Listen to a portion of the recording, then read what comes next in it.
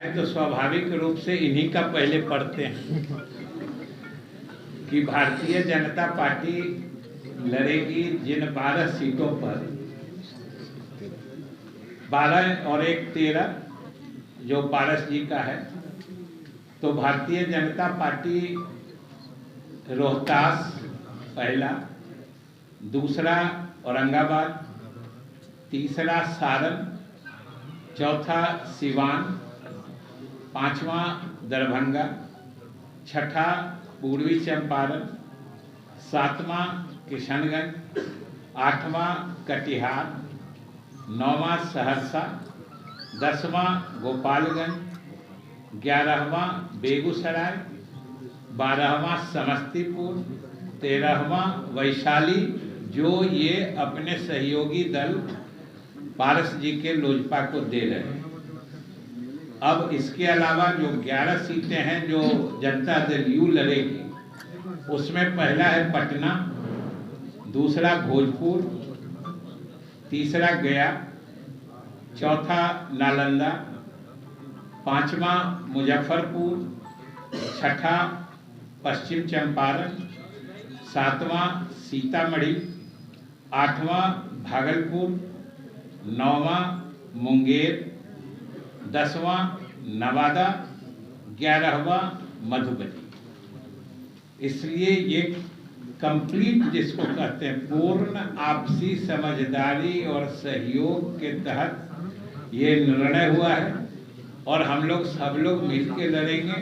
और इसके बाद हम अपने सभी सहयोगी दलों को भी विश्वास में लेके पूरी मजबूती से लड़ेंगे और हम समझते हैं कि लगभग सभी सीटें हम लोग जीतेंगे।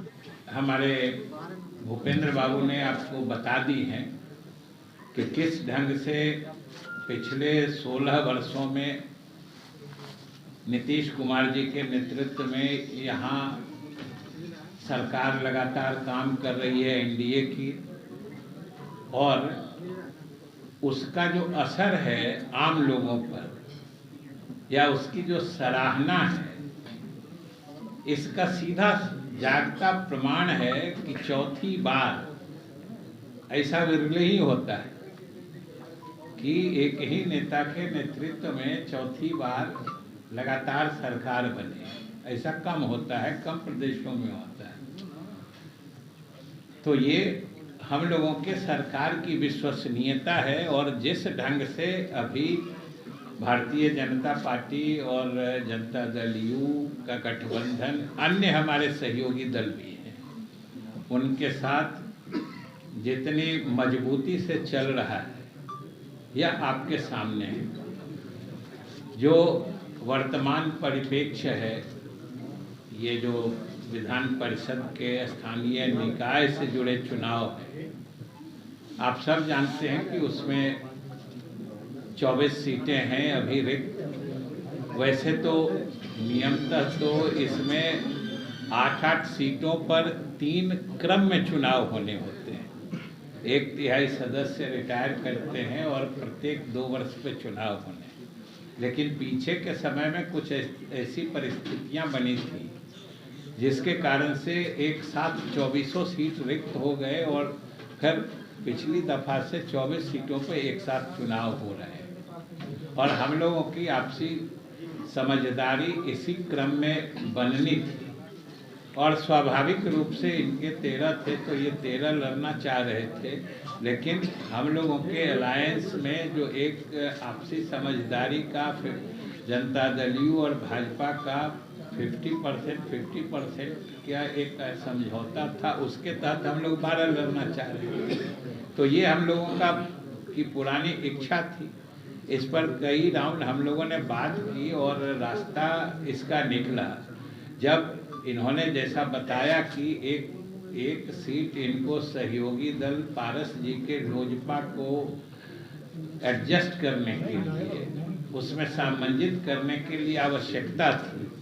तो हम लोगों ने भी 11 सीट पे सहमति दे दी कि हमारे एक सहयोगी दल की भी साथ आ जाएंगे। तो मुझे पूरी उम्मीद थी कि आप ये प्रश्न पूछिएगा हमने कह दिया कि ये भाजपा और जदयू का समझौता हो चुका है और हम लोग अपने अपने सहयोगी दलों को भी विश्वास में लेंगे। तो सीट देके विश्वास में लेंगे या फिर विश्वास में लेंगे। हमने विश्वास में लेंगे कह दिया ना, क्या? ये तो हमारे विश्वास पर निर्भर करता है ना। तो मुकेश सहनी ने कहा कि अगर सीट नहीं मिलता है तो 2400 सीट पर हम लोग चुनाव लड़ेंगे। हम विश्वास में लेंगे। नहीं होगा सर आप लोग के अलायंस को? हम विश्वास में लेके सबको चलेंगे। वो चाह सीट पर कौन लड़ेगा, आप या मुकेश सहनी जी? वो अभी आज का विषय नहीं है। अभी तो विधान परिषद की बात आज हो रही है, विधान परिषद की- तो आप लोग सभा की तरफ कहाँ चले गए? मतलब सर नाराज नहीं हो देंगे अलायंस नहीं, सब हम विश्वास में लेके करेंगे। नाराज किसको नहीं हो जाएंगे? विश्वास में आने से कहीं कोई नाराज होता है? बताइए। टूटने की भी संभावना है सर। सहनी बोल रहे हैं कि 24 सीटों पर लड़ूंगा। और किसी का कोई प्रश्न है? और कोई प्रश्न? ऐलान करेंगे हाँ जी, का ऐलान समय आने पे कर दें।